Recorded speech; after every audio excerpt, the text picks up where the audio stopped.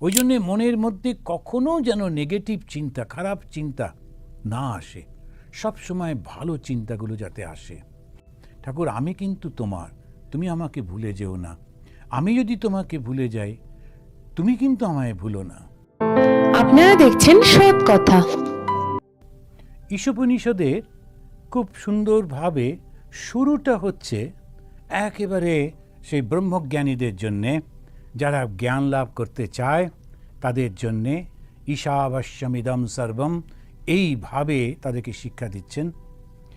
তারপরে বলছেন, আচ্ছা বেশ, যদি তুমি অতটা উঁচুতে না পারো তবে তুমি এক কাজ করো, কর্ম করো। কর্মের মাধ্যমে তোমার শরীর মন শুদ্ধ পবিত্র করে তারপরে তুমি মনটাকে এই সমাজ থেকে তুলে নিয়ে, দেহ থেকে তুলে নিয়ে তুমি মুক্ত হয়ে যাও। এটা পরপর পরপর ওরা শিখিয়েছেন এবং একদম শেষে গিয়ে তখন ওরা বলছেন যে মন তখন তোমার সমস্ত জীবনের কর্মটাকে স্মরণ করবে, কিন্তু এটা মনে করিয়ে দিচ্ছেন। তখন বলছেন যে একদম যখন তুমি কাছে পৌঁছে গেছো, একেবারে কাছাকাছি গিয়ে তুমি ধরো মুক্তির কাছে গেছো, সেই রকম অবস্থায় তখন একটা মানে দুটো পরপর ছবিগুলো আমরা দেখতে পেলাম। একটা বলছে যারা ওই রকমভাবে চলছেন তারা একেবারে কাছাকাছি গিয়ে তারা বলছেন যে হিরণ্ময়েনা পাত্রেনা সত্যস্য পীতম মুখম। আপনারা পড়েছেন যে হিরণ্ময় কোষ দিয়ে ঢাকা রয়েছে, যেন সোনার ঢাকনা রয়েছে। আমি যে মন, তুমি তোমার সমস্ত কর্মফলগুলো তুমি স্মরণ করো, স্মরণ করো। কৃতজ্ঞম স্মর কৃতজ্ঞম স্মর, তুমি বারবার বারবার কর্মটা স্মরণ করো। যে কর্মগুলো করলে তোমার ভালো কর্ম করেছো সেটা করবার, সেইটা স্মরণ করলে তোমার আনন্দ হবে, তোমার ভয় দূর হয়ে যাবে। তুমি ঠিক জানো যে আমি একটুও খারাপ কাজ করিনি, তা আমার কেন খারাপ হবে? খারাপ হতেই পারে না। ভগবান বুদ্ধের জীবনে একটা জাতকের গল্পের মধ্যে একটা গল্প আছে। বুদ্ধ তখন কাশী রাজার ছেলে, তিনি গেছেন তখন গুরুগৃহে। সেখানে গিয়ে তিনি ওই গুরুর কাছে পাঠ নিচ্ছেন। তো কোনো একজন লোক একটু দুষ্টুমি করেই হয়তো সে খবর পাঠালো, বুদ্ধ নিশ্চয়ই ফিরে যাওয়া দরকার, ওর বাবা খুব অসুস্থ, ওর বাবা এরকম হয়েছে সেরকম হয়েছে। তখন ওকে বলা হলো যে দেখো, তুমি যদি চাও চলে ফিরে যাও। তখন সেই অল্প বয়সী ছেলে ও খুব পরিষ্কার করে বলছে, আমাদের পরিবারের একজনও কোনো খারাপ কর্ম করেনি, কোনো খারাপ ফল আমাদের হতেই পারে না, সুতরাং আমি এটা নিচ্ছি না, আমি যাব না। তো ওই ঘটনাটা স্মরণ করিয়ে দিচ্ছে যে যদি একদম কনফিডেন্ট থাকি কোনো দিন কোনো খারাপ কাজ করছি না, সবগুলো পজিটিভ, খুব ভালো, তখন মনের মধ্যে কোনো ভয় থাকে না। সেই জন্যে দুটো জিনিস দিয়ে আমি শেষ করব, দিয়ে আমরা আবার কেন উপনিষদে যাব। ঈশোপনিষদে আমাদেরকে শেখানো হচ্ছে সর্বব্যাপী সেই চৈতন্যের কথা প্রথমেই, এবং ওটাই সত্য, ওটাকেই ধরে থাকো। এই জগৎটাকে ভোগ করবার চেষ্টা করো না, কেননা এই জগৎটা কিছুদিনের জন্যে মাত্র, এটা থাকবে না। তুমি ভোগ বাসনায় যত বেশি জড়িয়ে পড়বে তত বারবার তুমি জীবন ধারণ করবে, আর সেই জীবন ধারণ সর্বদা যে খুব সুখের হবে তাও নাও হতে পারে, বড় কষ্টের হবে। এই অভিজ্ঞতা থেকে বলছেন।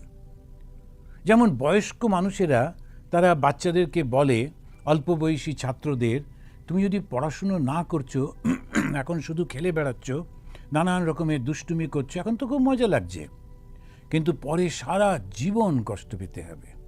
তোমার অন্যান্য বন্ধুরা সব বড় বড় জায়গায় চাকরি পাবে, তারা সব বিভিন্ন জায়গায় পৌঁছে যাবে, এসব কিচ্ছু থাকবে না, সব পরিবর্তন হয়ে যাবে। ওই ছেলেটা তখন বুঝতে পারে না, ওভাবে আমাদের এমনি কেন, আমরা এত বন্ধু একসঙ্গে সব সারা জীবন থাকবো আমরা। কিন্তু পরবর্তীকালে যখন বড় হয় দেখে সব বন্ধু হারিয়ে গেছে, কেউ কারোর জন্যে থাকে না, নিজের নিজের জীবনে চলতে থাকে। ঠিক তেমনিভাবে ঋষিরা যারা এই জগৎটাকে দেখেছেন, তারা আমাদেরকে বলছেন এই জগতে বেশি মন দিও না, জগৎটা তোমাকে কিছু দিতে পারবে না, একটু কিছু সুখ দেবে, একটু আনন্দ দেবে, যেমন স্কুল পালিয়ে গিয়ে সিনেমায় গেলে তোমার আনন্দ হচ্ছে ওইটুকু সময়, কিন্তু ওই পড়াশুনোটা বাদ যাওয়ার ফল পরীক্ষায় ফেল করা, কম নম্বর পাওয়া, কষ্ট পাওয়া। ঠিক তেমনিভাবে জগৎটাকে যত আঁকড়ে ধরবো নাম যশ প্রতিপত্তি সব কিছুর জন্যে, এখন সেই সময়টায় খুব উত্তেজনা নানান কিছু, কিন্তু একটা সময় আসবে যখন আমার সঙ্গে কেউ থাকবে না, থাকবে শুধু আমার ওই কর্মফলগুলো। তখন মনটা একদম ভিড় করে আসবে। সেই জন্যে ওটা স্মরণ করিয়ে দিচ্ছেন একেবারে 17 নম্বর মন্ত্রতে গিয়ে বলছেন কৃতস্মারা কৃতজ্ঞম স্মারা। স্মরণ করো মন, স্মরণ করো, করতে বাধ্য। চোখ বুজে হয়তো শুয়ে আছি, বাকিরা দেখতে পাচ্ছে না, কিন্তু আমার মনের মধ্যে সেই ঢেউ চলেছে। আর মৃত্যুর ঠিক আগে যে চিন্তাগুলো আসবে, ভগবদ গীতাতে ভগবান শ্রীকৃষ্ণ বলছেন তুমি ঠিক সেইটাতে গিয়ে আবার জন্মগ্রহণ করবে। ওই জন্যে মনের মধ্যে কখনো যেন নেগেটিভ চিন্তা, খারাপ চিন্তা না আসে, সব সময় ভালো চিন্তাগুলো যাতে আসে। ধর্ম যে করি অন্যের মঙ্গলের জন্য না, আমার নিজের মঙ্গলের জন্য। আমি যে মানুষকে ভালোবাসি আমার ওই মানুষগুলোর জন্য না, আমার নিজের জন্য। আমি যে ত্যাগ করি, দান করি ওদের জন্যে না, না দিলেও ওরাও ঠিক থাকবে, আমার নিজের জন্য। সেজন্যে স্বামীজি বলছেন যে মরালিটিটা কেন, আমার নিজের জন্য। তা এই পরবর্তীকালে তিনি বলছেন আমাকে নিয়ে চলো। আর কোথায় নিয়ে যাবে? ওই দেবলোকে নিয়ে যাবে, কিংবা পিতৃলোকে নিয়ে যাবে। এই কথাগুলো বলছেন তাদের জন্যে যারা এই পৃথিবীটা একটু ভোগ করতে চায়। দিয়ে শেষ করলেন, কিন্তু প্রথমেই বলে দিয়েছেন তোমার লক্ষ্য কিন্তু আত্মজ্ঞান, তোমার লক্ষ্য হচ্ছে ব্রহ্মজ্ঞান, তোমার লক্ষ্য নিজেকে জেনে এই বন্ধন, এই যে শরীর মনের বন্ধন থেকে মুক্ত হয়ে যাওয়া। আমি আর আমার এই যে সংসার, নাম আর রূপ, এই যে জগৎ, এইটাকে ভালো করে বুঝে সম্পূর্ণভাবে নিজেকে মুক্ত করে নেওয়া, এইটা করো। তো এই 18টা মন্ত্রের মাধ্যমে ঈশ উপনিষদ আমাদেরকে এই ব্রহ্মজ্ঞানটি দিলেন। খুব ছোট্ট উপনিষদ, খুব স্পেসিফিক, এবং ওই দু ধরনের মানুষের জন্যে উনি এই কথাগুলো বললেন। একদল যারা সম্পূর্ণভাবে এই জগৎটার সম্পর্কে জেনে একেবারে হাত ধুয়ে ফেলেছে, না আমি আর কোনো কিছুর মধ্যে নেই, নাম যশ প্রতিপত্তি খ্যাতি কিচ্ছু চাই না, আমি শুধু ওই আত্মজ্ঞানের মধ্যে ডুবে যেতে চাই, দেখতে চাই সমস্ত জগৎটা চৈতন্যে জোরে রয়েছে, ভগবান শ্রীরামকৃষ্ণদেবের সেই কথা। আর যদি একটু ইচ্ছা থাকে তো ঠিক আছে, সেটা করব, কর্মটা করব, কিন্তু মনে মনে জানব এই বন্ধনের মধ্যে আমি পড়ছি না, কর্তব্য কর্মের মধ্যে এসে গেছি, কর্তব্য কর্মটা করব। কিন্তু মনটা, ওই ঠাকুর বলছেন কচ্ছপ যখন ডিম পাড়ে একটা আড়াতে মানে পুকুরের বা নদীর তীরেতে একটা জায়গাতে, ও ডিম পেড়ে ঢাকা দিয়ে চলে যায়, ঘুরতে থাকে, একটু খেতে তো হবে, কিন্তু ওর মনটা পড়ে থাকে ওই ডিমগুলোর ওপরে। ডিমগুলো ঠিক আছে কি না, কেউ তো নষ্ট করে দিল না, কেউ তো চুরি করেনি, ওর মনটা ওইখানে পড়ে থাকে। তেমনি আমরা জগতের সব কাজ করব, পিতা হিসেবে, পুত্র হিসেবে, নানান রকম আমাদের সব রিলেশন, কিন্তু মনটা সবসময় ঈশ্বরের কাছে পড়ে থাকবে। ঠাকুর আমি কিন্তু তোমার, তুমি আমাকে ভুলে যেও না, আমি যদি তোমাকে ভুলে যাই তুমি কিন্তু আমায় ভুলো না। যদিও আমার হৃদয় দুয়ার বন্ধ রহে গো প্রভু, দ্বার ভেঙে তুমি এসো মোর প্রাণে, ফিরিয়া যেও না প্রভু। এ কবি যেমন বলছেন যে প্রভুকে, ভগবানকে সেই প্রার্থনা করা। তো ঈশোপনিষদ বলছে এইভাবেও তুমি সুন্দর জীবন করে শেষে তুমি মুক্তি পেয়ে যাবে। এই ক্রমমুক্তির কথা বললেন। এরপরে এই ঈশোপনিষদ পাঠ শেষ করে আমরা ঢুকছি কেনোপনিষদে।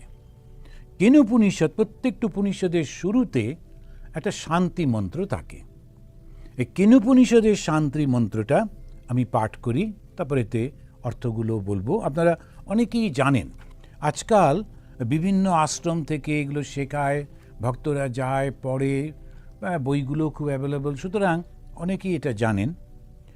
এখানেতে শুরু করছেন, ওম আপ্যায়ন্তু মমাঙ্গানি বাক প্রাণশ্চক্ষু শ্রোত্রমথ বল ইন্দ্রিয়াণি চ সর্বাণি সর্বং ব্রহ্ম উপনিষদম মাহম ব্রহ্ম নিরাকুর্যাম মা ব্রহ্ম নিরাকরোত অনিরাকরণমস্তু অনিরাকরণম মেস্তু তদাত্মনি নিরতেয় উপনিষৎসু ধর্মাস্তে ময়ি সন্তু তে ময়ি সন্তু।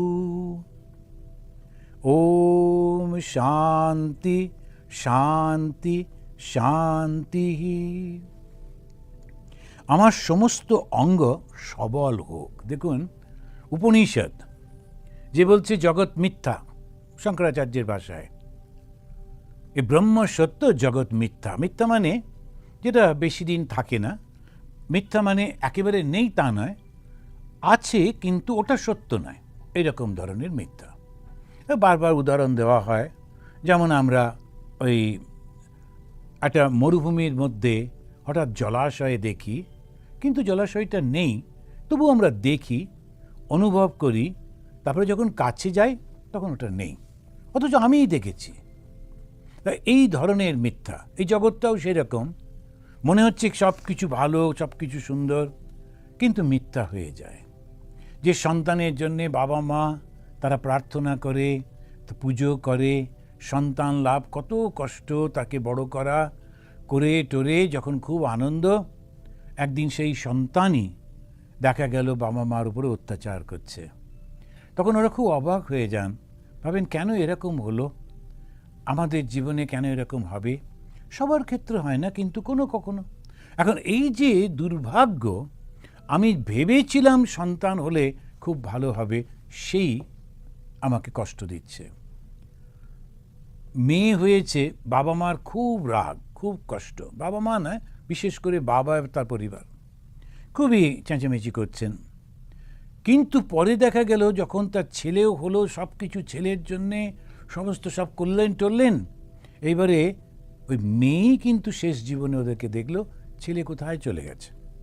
সে নিজের মতো আছে, মাঝে সাঝে একটু খবর টবর নেয়, আর খবরও নেয় যে তুমি যদি দলিল করো, উইল করো, তাহলে কিন্তু ঠিক ভাগটা দেবে, এই রকম সব নানান রকম প্রচণ্ড কষ্ট। এই ঘটনাগুলো আমাদের দেখেছি। দেখুন, এইটা ভাবছে ছেলে হলে ভালো হবে, কিন্তু পরে দেখা গেল যে না। কিন্তু যে মেয়েটির ওপর কোনোদিন আদর যত্ন করেনি, সেই মেয়েটি কিন্তু ওকে দেখাশুনো করছে, ওকে ভালোবাসছে, সমস্ত কিছু সেবা দিয়ে ওদের বৃদ্ধ জীবনটাকে, শেষ জীবনটাকে আনন্দে ভরে দিচ্ছে। তাহলে কোনটা সত্য? আমরা যেটা ভাবি নাও হতে পারে। এই উদাহরণটা দিলাম, এই আমরা যত রকমের ভাবি না কেন, শেষমেশ দেখা যায় কিছু থাকে না, উপায়ও থাকে না, নানা রকম কারণে। এখন এইটা জগৎটা এই রকম, এইটা জেনে আমরা তাকে বলছি মিথ্যা, ব্রহ্ম সত্য, জগৎ মিথ্যা। এখানে এই জ্ঞানটা লাভ করবার জন্যে আমার এই যে শরীরটি আছে, এটাকেই তো ব্যবহার করতে হবে, এই মনটাকেই তো ব্যবহার করতে হবে। আমার যদি শরীর সবল সুস্থ না থাকে, মন যদি সুস্থ না থাকে, আমি তো কিছু করতে পারবো না।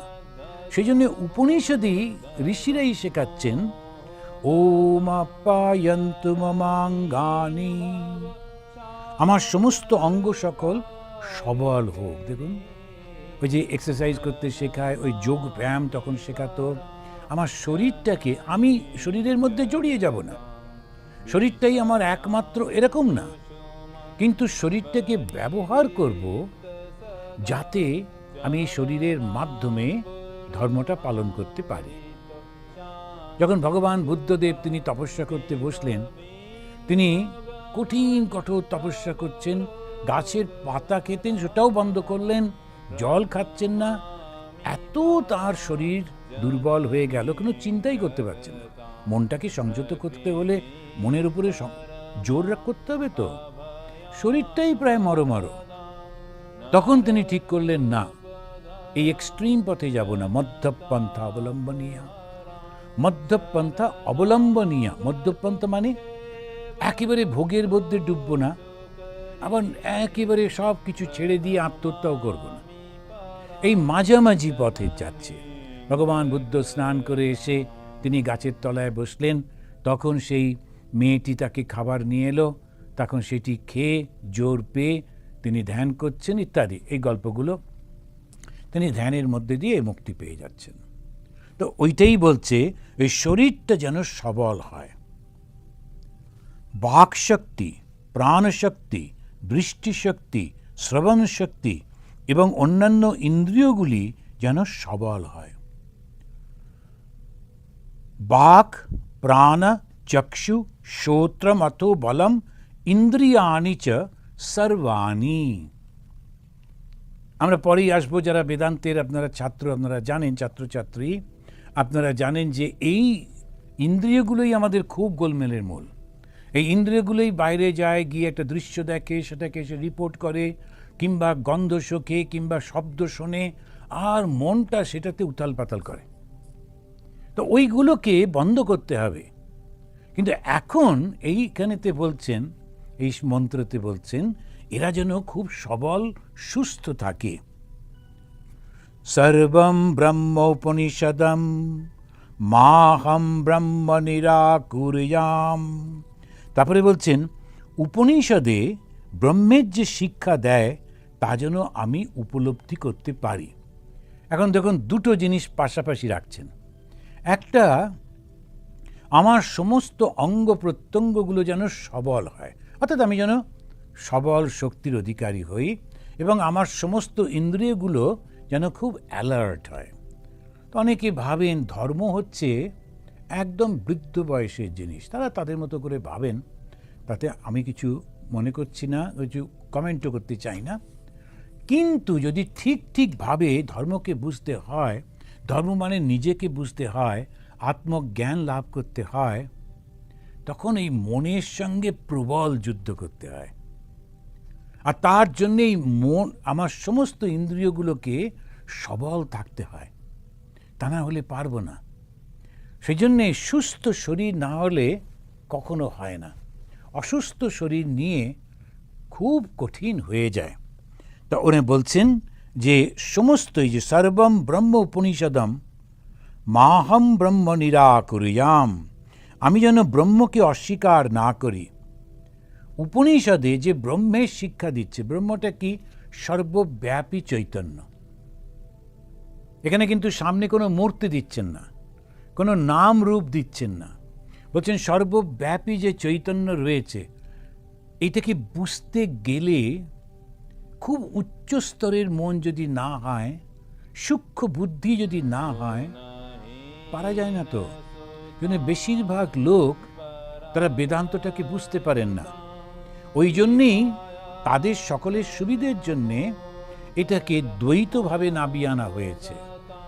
কেননা দ্বৈতভাবে না থাকলে সামনে ভগবান আছেন, তার জন্যে রান্না করো, তার জন্যে কাপড় তৈরি করো, তাকে পড়াও, তাকে খাওয়াও, তাকে ডাকো, এতে মানুষ আমরা বুঝতে পারি কেউ একজন আছে। যখন দুঃখ পাই তখন তার কাছেই পাটা জড়িয়ে কাঁদি, প্রার্থনা করি। এখন এই জিনিসগুলো আমাদের পক্ষে, সাধারণ মানুষের পক্ষে খুব, কিন্তু যারা ব্রহ্ম জ্ঞান লাভ করতে চায় তাদের জন্যে বলা হচ্ছে, তোমার এই সমস্ত মন এবং ইন্দ্রিয়গুলোকে শক্তিশালী করো, এবং শক্তিশালী করে এইবারে ওদের সঙ্গে লড়াই করতে হবে। খুব অদ্ভুত বলছেন, উপনিষদে যে ব্রহ্মের শিক্ষা দেয় সেটা যেন আমি উপলব্ধি করতে পারি, শুধু বুঝতে পারি না, আমি যেন রিয়ালাইজ করতে পারি, উপলব্ধি করতে পারি, সমস্ত ব্যাপী সেই চৈতন্যকে যেন উপলব্ধি করতে পারি। তখন কি হবে? তখন কিন্তু এই শরীরটাই তখন আর চেতনার মধ্যে থাকবে না, চৈতন্যের মধ্যে থাকবে না। তখন এই শরীর মনের বাইরে চলে যেতে হচ্ছে।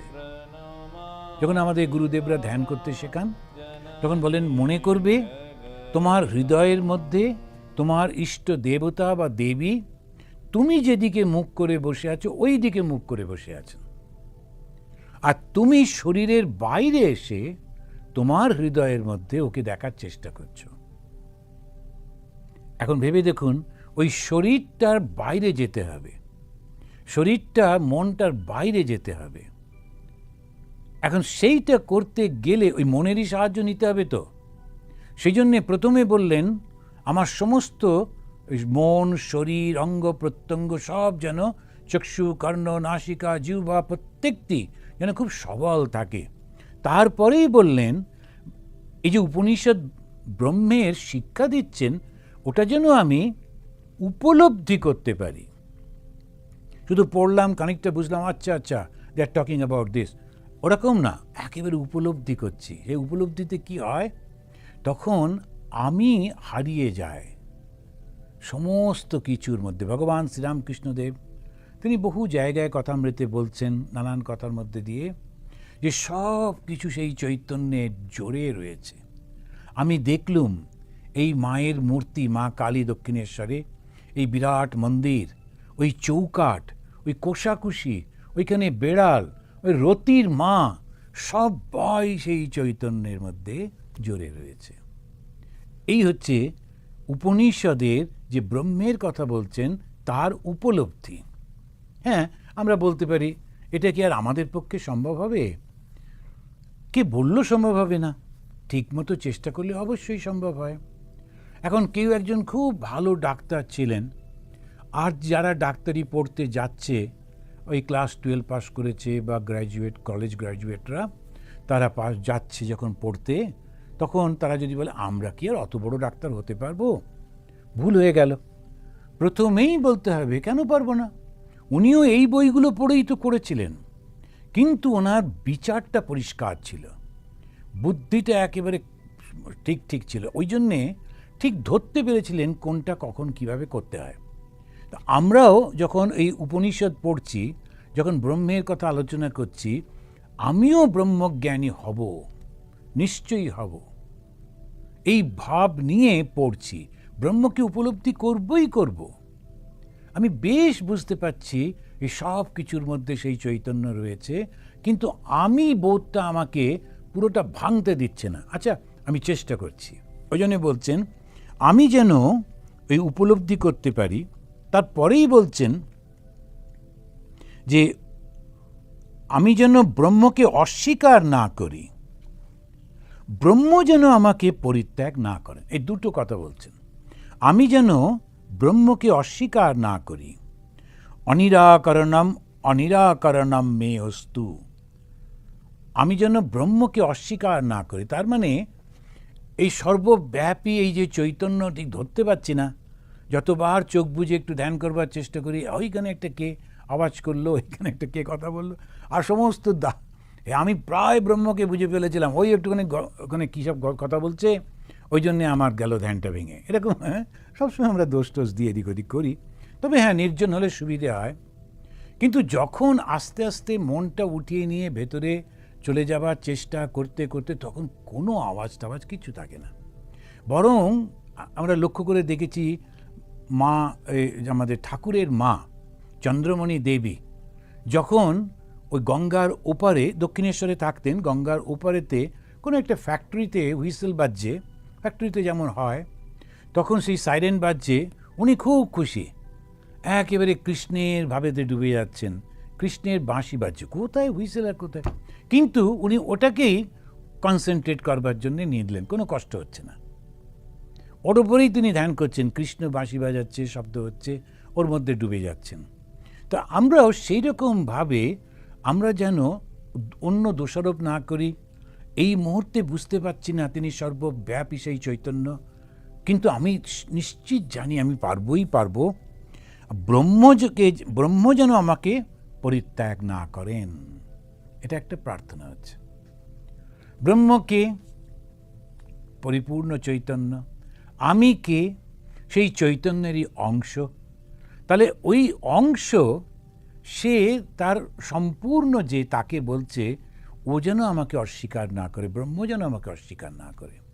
এখন একটা ঢেউ আর সমুদ্র, সমুদ্রটাও জল, ঢেউটাও জল, কিন্তু ঢেউটা একটা শেপ নিয়েছে, একটা আকার নিয়েছে, ফলে একটা নাম নিয়েছে। একটা বড় ঢেউ, ছোট ঢেউ, মেজো ঢেউ, এরকম সব নাম হয়েছে। এখন ওই ঢেউটা বলছে আমি যেন সমুদ্রকে অস্বীকার না করি। সবাই আমার ছবি তুলছে, বিরাট একটা ঢেউ, আমার উপরে সাদা ফেনা, সবুজ, একেবারে দেখতে সুন্দর, বাতাসের গতিতে চলেছি আমি সব, এরকম যেন অহংকার না হয়। ওই সমুদ্র না থাকলে আমি নেই। তিনি বললেন আমি যেন এই ব্রহ্মকে অস্বীকার না করি, যেন ঠিক ঠিক উপলব্ধি করি, আর সমুদ্রও যেন আমাকে অস্বীকার না করেন। তো সেই রকম প্রার্থনা করলেন, ব্রহ্ম যেন আমাকে পরিত্যাগ না করেন, ব্রহ্মের সঙ্গে আমার সম্বন্ধ সর্বদা থাকুক।